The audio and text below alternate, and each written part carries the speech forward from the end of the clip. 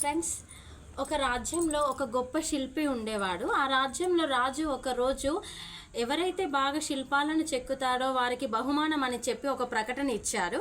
ఆ శిల్పి ఆ రోజు మిగతా వారందరితో పాటు తను కూడా ఆ పోటీలో పాల్గొన్నాడు. అందులో ఒక శిల్పికి ప్రధాన బహుమతిగా కొంత డబ్బులు రావడం జరిగింది. ఆ రోజు నుంచి ఆ శిల్పికి ఈ రాజ్యంలో నా అంతటి శిల్పి లేడు, నాకు మాత్రమే మొదటి బహుమతి వచ్చింది అని చెప్పి ఆ రోజు నుంచి అహంకారంతో ప్రవర్తించడం మొదలుపెట్టాడు. ఒకరోజు ఆ శిల్పి ఒక స్వామీజీని కలిశాడు. ఆ స్వామీజీ తనను చూసి నీ ఆయుష్ దగ్గర పడింది అని చెప్పి ఆ శిల్పికి చెప్పడం జరిగింది. శిల్పి అది మనసులో పెట్టుకొని నేను ఈ మరణాన్ని నుంచి ఎలా తప్పించుకోవాలని ఆలోచించుకొని నేను ఇంత పెద్ద గొప్ప శిల్పిని కదా, నాలాంటి శిల్పాలను నేను తయారు చేసుకుంటే అప్పుడు శిల్పం ఏదో నేనేదో యమధర్మరాజు గుర్తుపట్టలేకపోతాడు, నేను అంతటి శిల్పిని అని చెప్పి తన అహంకారంతో తనలాగే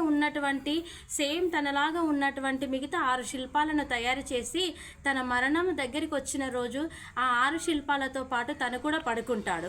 యమధర్మరాజు తన దగ్గరికి వచ్చినప్పుడు యమధర్మరాజు వాస్తవానికి ఆ శిల్పాలతో పాటు తనని గుర్తుపట్టలేకపోతాడు.